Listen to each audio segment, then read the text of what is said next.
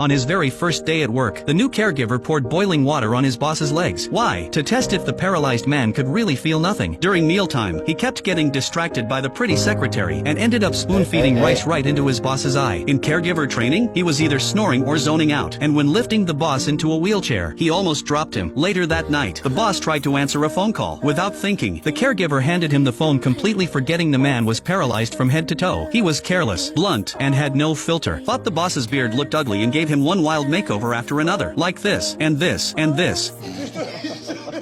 You'd think the boss would have fired him on the spot, but instead, he offered him an incredibly high salary, because somehow, these two so different in background, in personality, in everything, ended up becoming the best of friends for life. The boss's name was Philippe. He used to be a billionaire, but a paragliding accident left him completely paralyzed. His wife passed away soon after. Philippe decided to hire a caregiver. The pay was generous, and the candidates lined up in suits and ties. Some came from elite universities, some had walls full of awards. Everyone was desperate to prove themselves, except for one. He walked in wearing street clothes.